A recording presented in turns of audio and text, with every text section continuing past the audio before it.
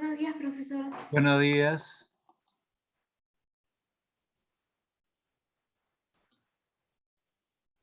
Bien, buenos días. Este bimestre vamos a trabajar con este organizador visual Buenos que es días, el profesor. argumental. Bien, en el proceso del plan lector. Este mapa argumental, también conocido como organizador visual, tiene 3 rubros. El primer rubro pertenece a protagonista. ¿Quiénes son los personajes en la narración o en la lectura o en el relato? En el rubro 2 tenemos la dimensión temática. La dimensión temática tiene episodios. ¿Qué son episodios? Son sucesos, pasajes, hechos más importantes del relato. En idea tenemos la idea central o principal y las ideas auxiliares. Y en el rubro 3, en la parte 3, tenemos dimensión inferencial que hemos estado trabajando con el diagrama, el mapa de la araña. Entonces ahora trabajamos con el mapa argumental. Entonces, vuelvo a retomar. En protagonista debo anotar qué personajes trabajan ahí en el proceso de la lectura. Eso es importante desarrollarlo. A medida pausadamente puedo desarrollar para hacer un repaso del proceso lector.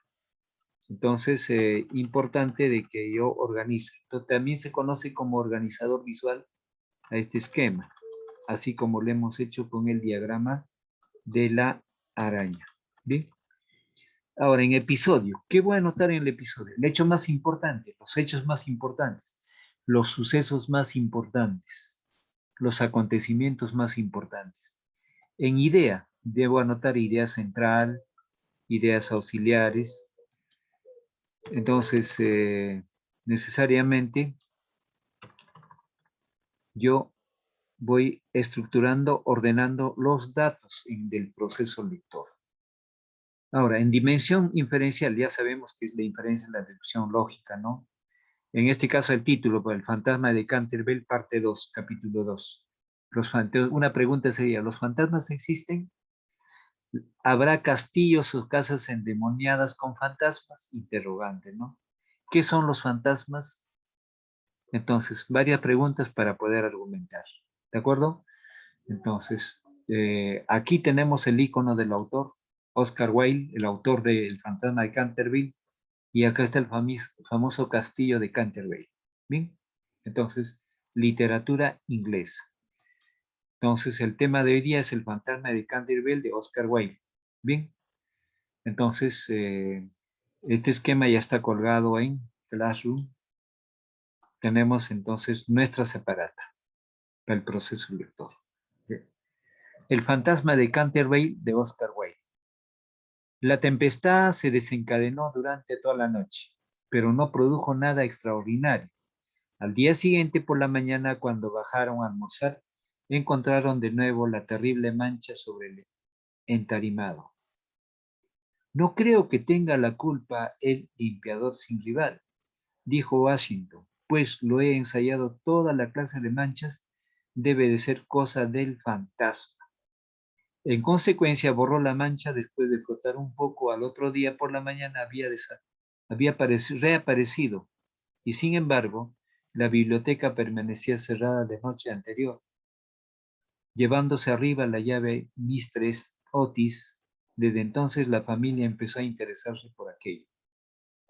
Mr. Otis se hallaba a punto de creer que había estado demasiado dogmático, negando la existencia de los fantasmas. ¿Qué es dogmático?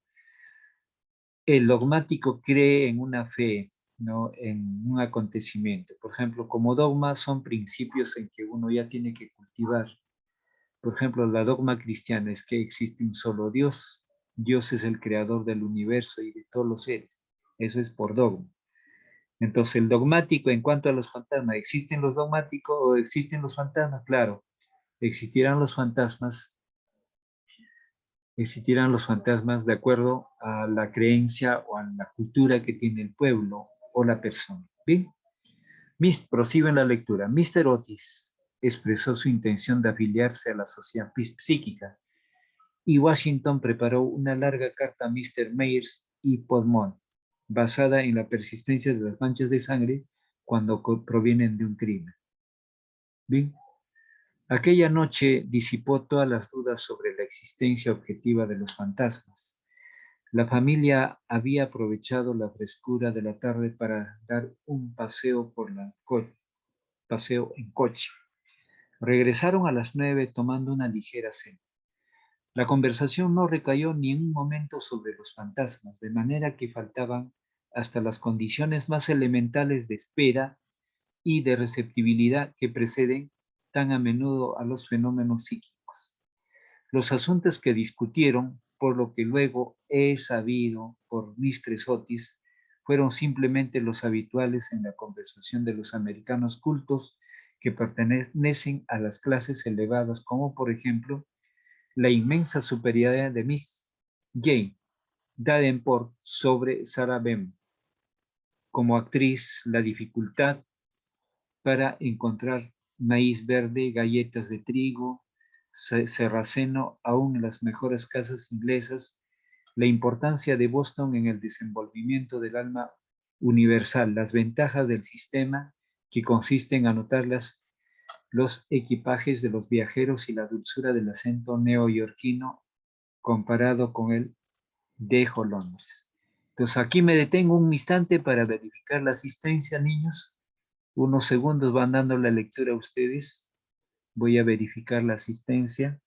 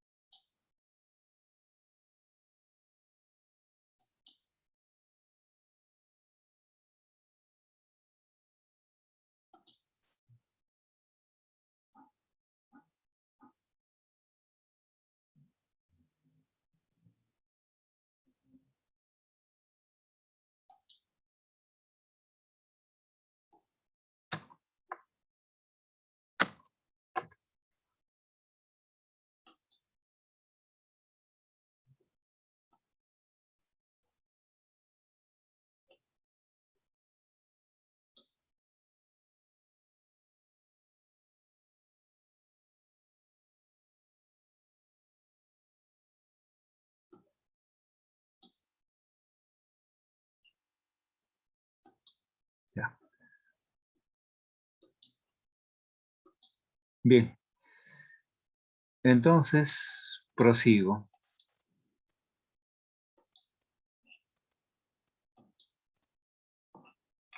Ya, entonces prosigo acá.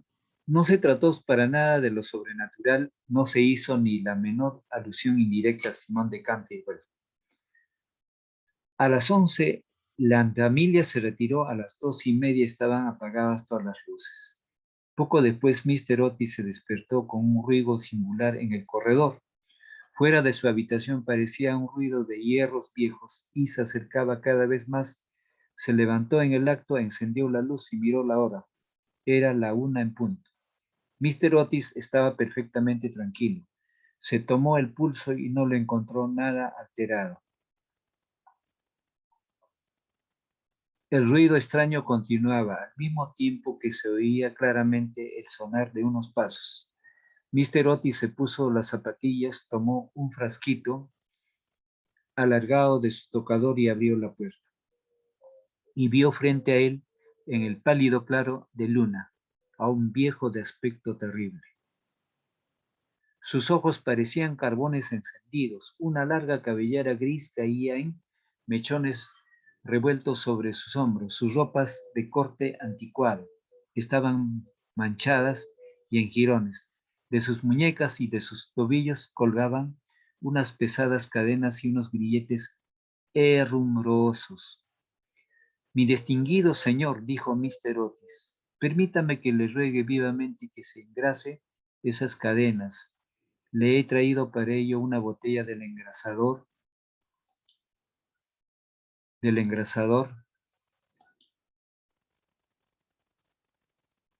Tamanne Sol Levant. Dicen que una sola untura es eficacísima.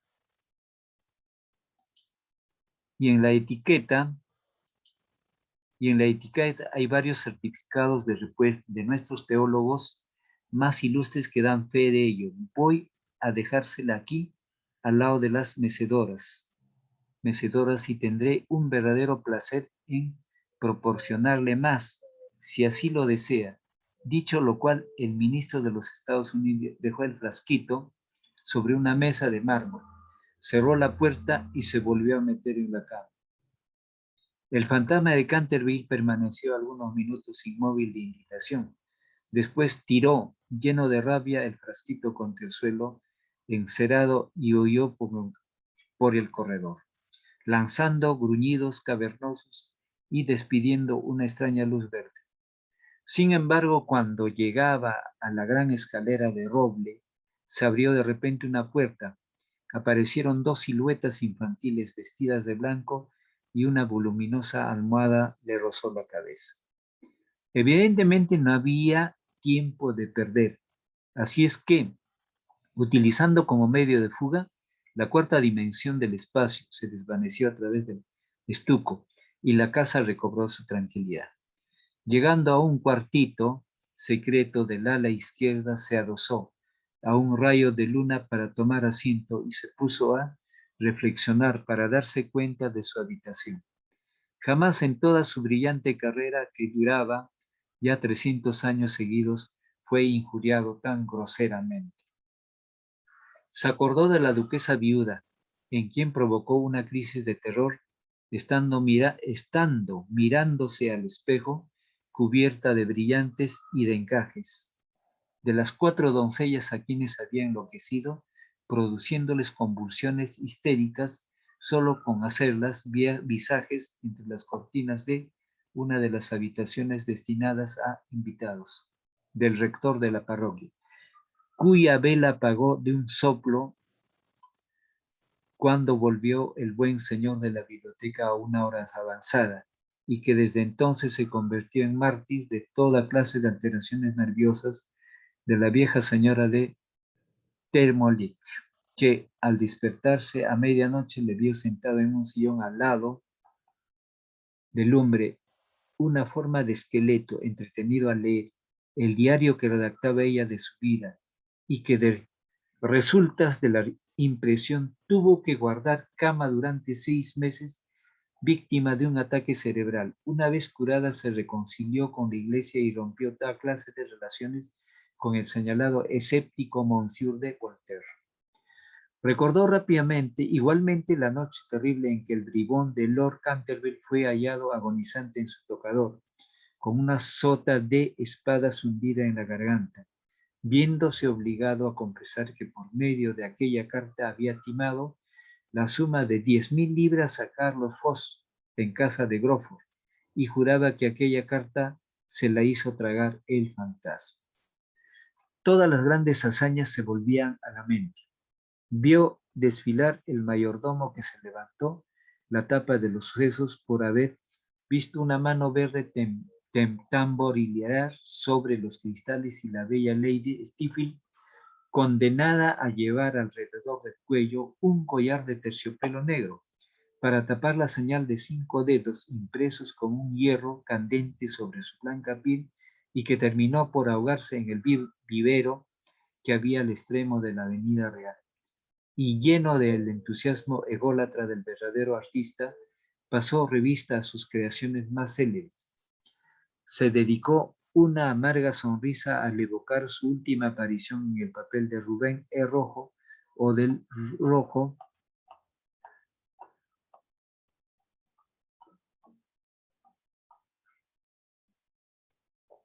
o del Rorro estrangulado, su debut en el Given, el vampiro flaco del páramo de Bailey, y el furor que causó una tarde encantadora de junio, solo con jugar a los bolos con sus propios huesos sobre el campo de hierba de lawn tenis.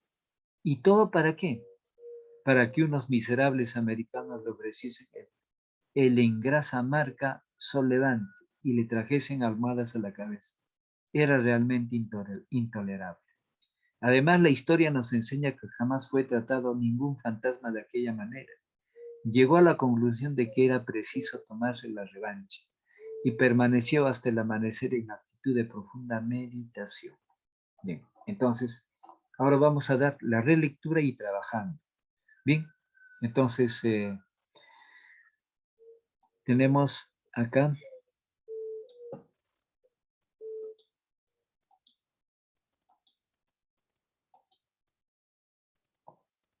Entonces, acá vamos a ver, estamos aquí. En el organizador visual vamos a anotar los personajes. Por ejemplo, uno de ellos es Mr. Otis, ¿verdad? Mr. Otis. Ah, por eso no se ve el organizador. ¿No se ve? Ya, ¿No? vamos a ver. Entonces, miren, a medida que vamos desarrollando el proceso lector, ya estamos en protagonista, entonces aquí desarrollamos los personajes, ¿no? Mr. Otis. Entonces, es un personaje también el fantasma, ¿no? Mr. Otis. Mr. Otis o el fantasma.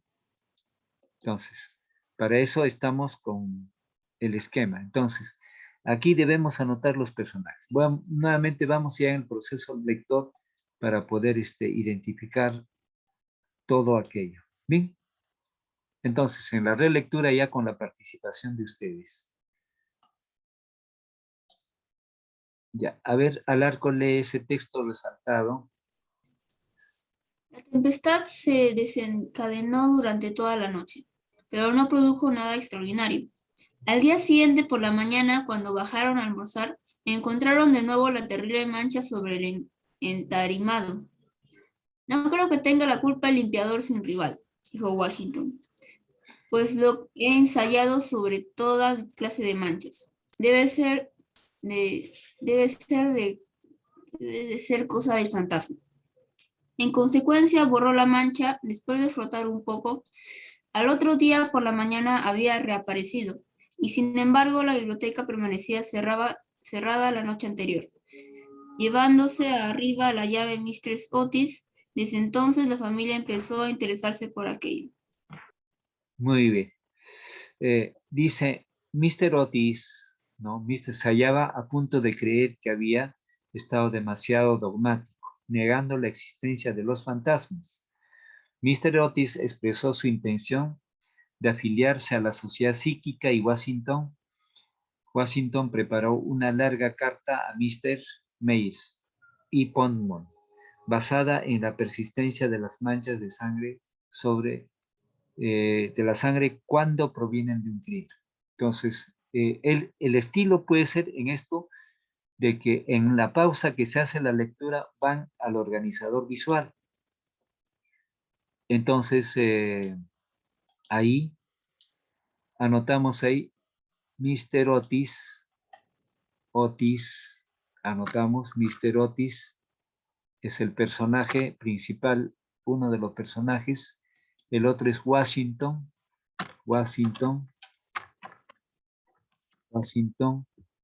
¿no? Entonces, hasta ahí van dos personajes.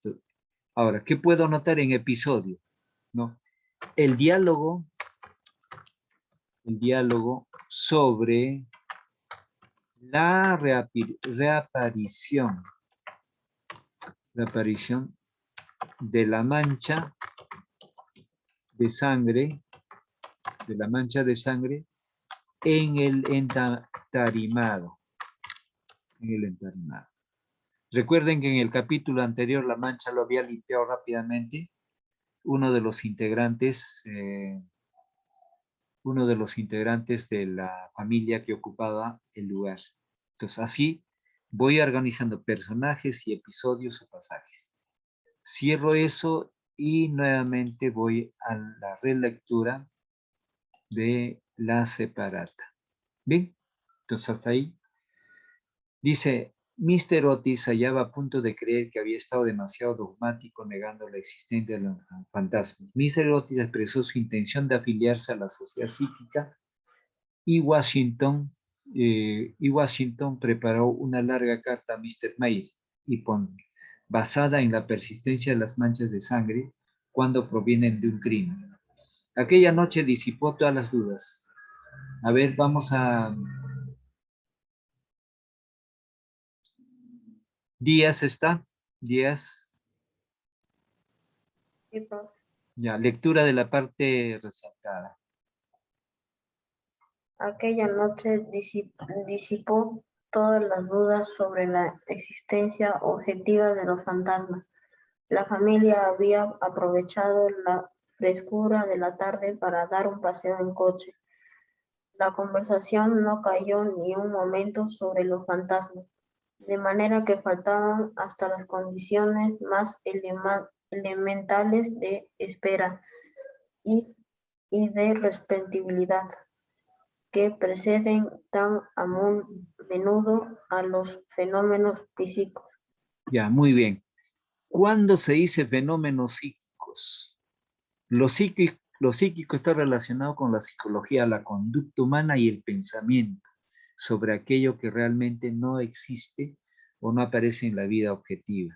Bien, prosigo en la lectura. Los asuntos que discutieron, por lo que fue sabido por Mr. Otis, fueron simplemente los habituales en la conversación de los americanos cultos que pertenecen a las clases elevadas, como por ejemplo la inmensa superioridad de Miss Jane Dadevor sobre Sarah Bernhardt. Como actriz, la dificultad para encontrar maíz verde y galletas de tipos Serraceno, aún en las mejores casas inglesas, la importancia de Boston en el desenvolvimiento del alma universal.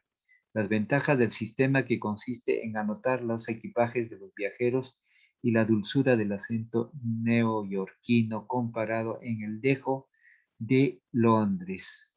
Bien, no se trató para nada de lo sobrenatural. No se hizo ni la menor alusión indirecta a Simón de Canterville.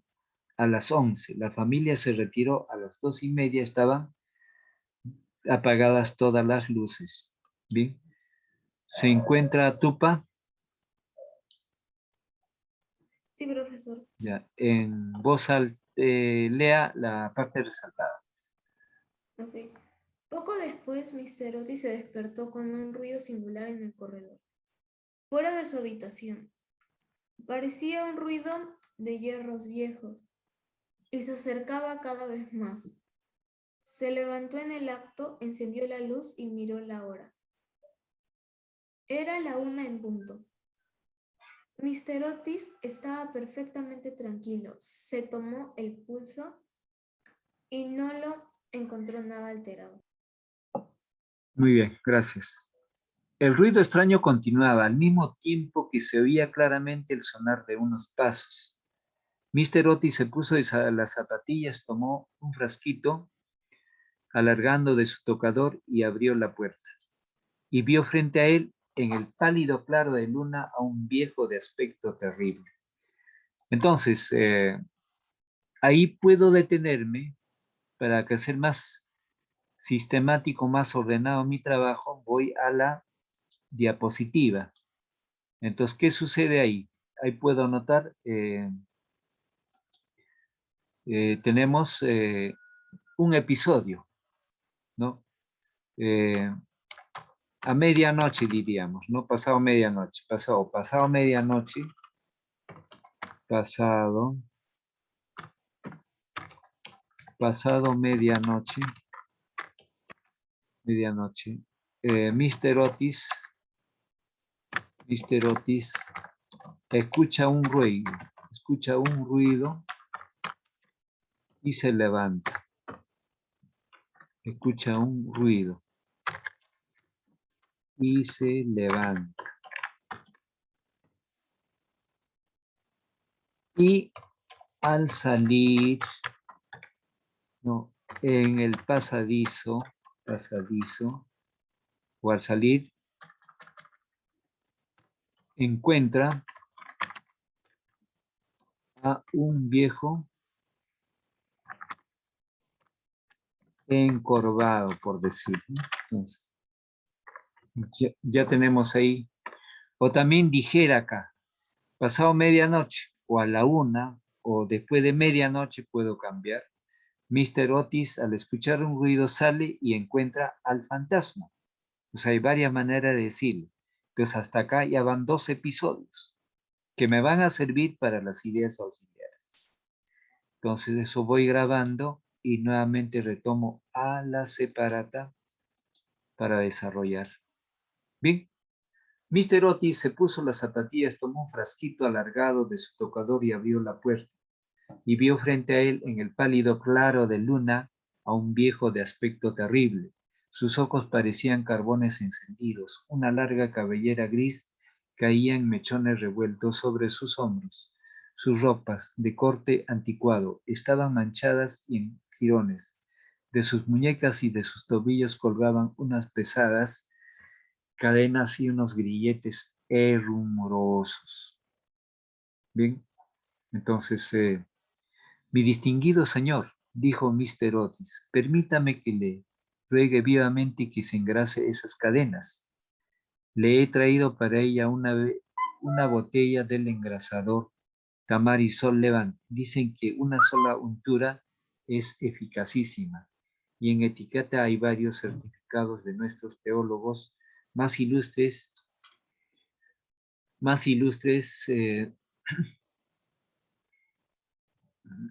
a ver, de nuestros teólogos más ilustres que dan fe de ello. Voy a dejársela aquí, al lado de los mecedoras, y tendré un verdadero placer en proporcionarle más, si así lo desea. Dicho lo cual, el ministro de los Estados Unidos dejó el frasquito sobre una mesa de mármol, cerró la puerta y se volvió a meter en la cama. Entonces, ahí me detengo, que me va a servir también para idea auxiliar. Entonces, ya ese es un tercer episodio. Mr. Otis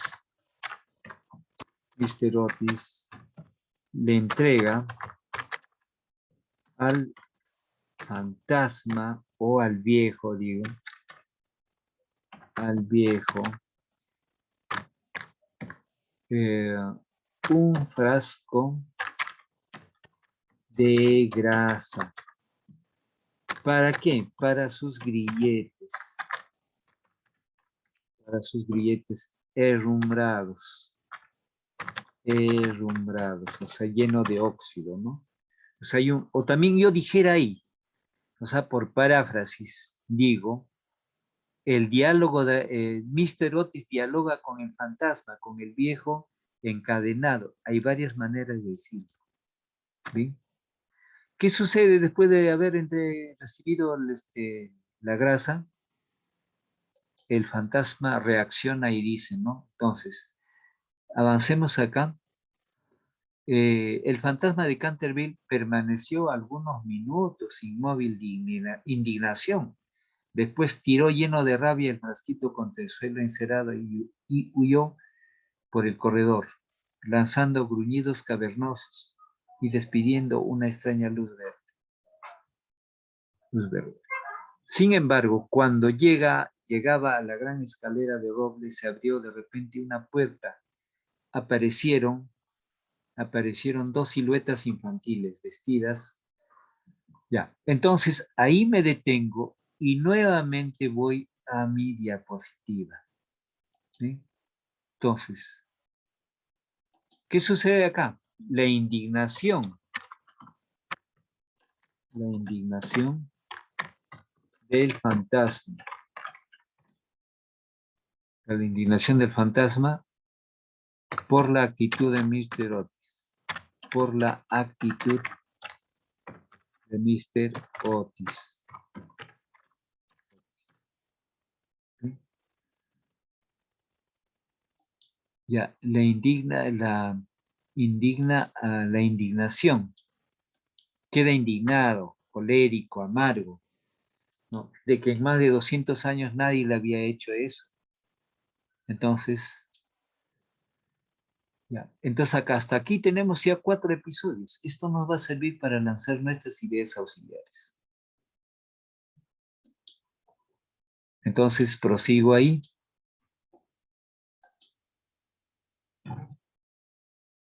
Dice, el fantasma de Canterville permaneció algunos minutos inmóvil de indignación. Después tiró lleno de rabia el frasquito contra el suelo encerado y huyó por el corredor, lanzando gruñidos cavernosos y despidiendo una extraña luz verde.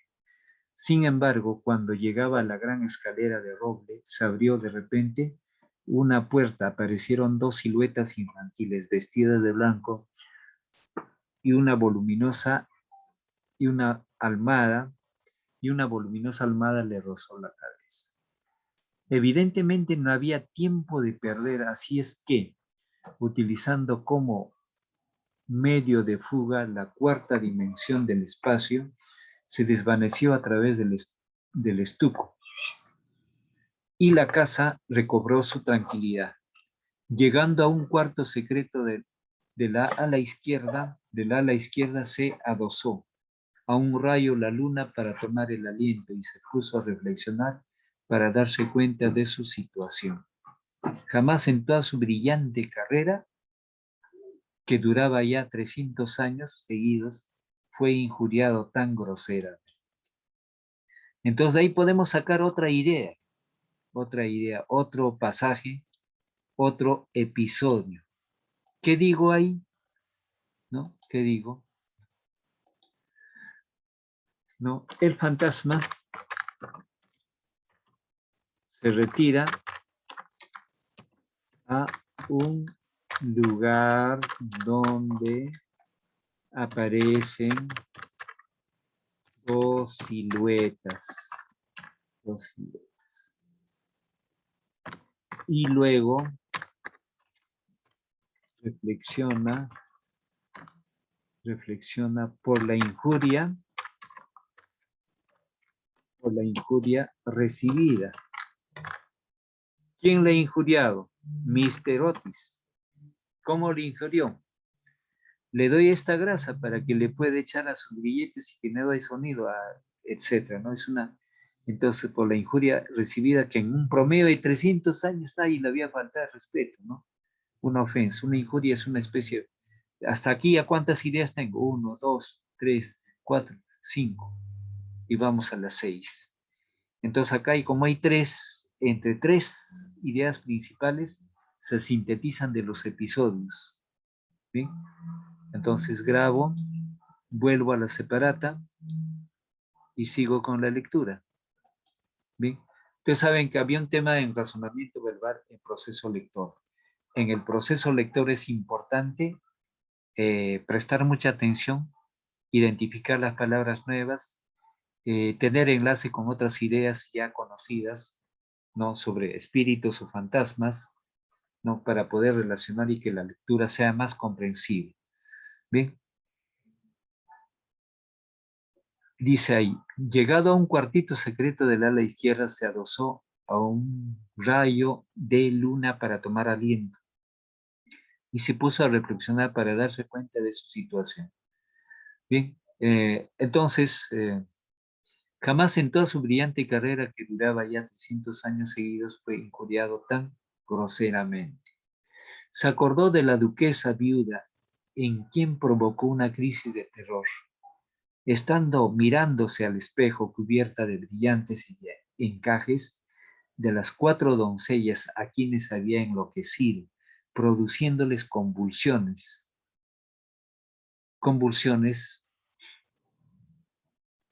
histéricas solo con hacerlas visajes entre las cortinas de una de las habitaciones destinadas a invitados.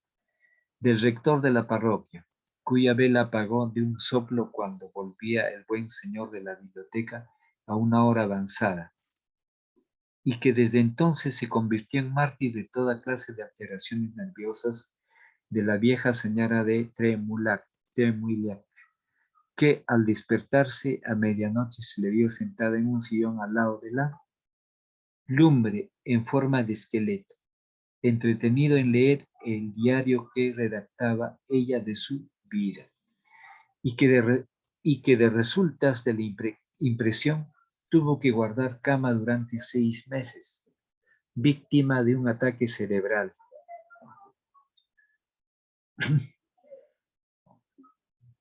Entonces, una vez curada, se reconcilió con la iglesia y rompió toda clase de relaciones con el señalado escéptico Monsieur de Voltaire, Recordó igualmente la noche terrible en que el bribón de Lord Canterville fue hallado, agonizante, en el tocador, con una sola sota de espadas. Entonces, nuevamente vamos a pedir que lea esta parte. A ver, Tupa, vuelva a leer este texto. Ok. En forma de esqueleto, entretenido en leer el diario que redactaba ella de su vida, y que de resultas de la impresión tuvo que guardar cama durante 6 meses, víctima de un ataque cerebral. Una vez curada, se reconcilió con la iglesia y rompió toda clase de relaciones con el señalado escéptico, Monsieur de Voltaire. Gracias. Recordó igualmente la noche terrible en que el bribón de Lord Canterville fue hallado agonizante en su tocador, con una sota de espadas hundida en la garganta, viéndose obligado a confesar que por medio de aquella carta había timado la suma de 10.000 libras a Carlos Foss. ¿Qué cosa significa timado? Viene del verbo timar. Timar significa engañar, chantajear, no, mayormente en el campo de la economía o del dinero, timar, engañar. La suma de 10.000 libras a Carlos Foss en casa de Grokov y juraba que aquella carta se la hizo tragar el fantasma. Bien. Alarco, lea el texto. Profesor. Todas sus grandes hazañas le volvían a la mente. Vio desfilar al mayordomo que se levantó la tapa de los sesos por haber visto una mano verde tamborilear sobre los cristales, y la bella Lady Stephen, condenada a llevar alrededor de su cuello un collar de terciopelo negro para tapar la señal de 5 dedos, impresos como un hierro candente sobre su blanca piel, y que terminó por ahogarse en el vivero que había al extremo de la Avenida Real. Ya, muy bien. Entonces, antes de proseguir con la lectura, vamos a nuestro organizador visual. Entonces, aquí, antes de que pase el momento, por ejemplo, de estos episodios que van a aumentarse en el proceso de la lectura, ya me sirve para poder formular las ideas auxiliares y también la dimensión inferencial, ¿no? Una pregunta sería, ¿existen los fantasmas? ¿Existen los fantasmas? De ahí podemos sacar varias deducciones, ¿no? Varios enunciados. Otra que puedo indicar es los fantasmas están en la posibilidad de dialogar con los vivos. Entonces ahí lanzo una serie de interrogantes que me va a servir para el caso de la inferencia. Bien, entonces hasta ahí tengo 2 preguntas. Entonces ya eso queda por sobreentendido de que ese tema, por ejemplo, estos 2 enunciados ya sirven para la argumentación, para un concurso, ¿no? Entonces, ahí puedo agregar,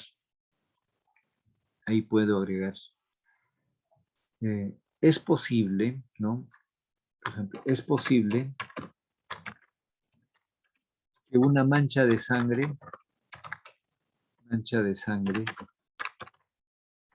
posible que una mancha de sangre se borre y reaparece en el mismo lugar. Entonces, el contexto narrativo es que reaparece continuamente, porque ese lugar había sido un lugar del asesinato de una dama hace 300 años. Bien, entonces, en eso es el detalle de continuar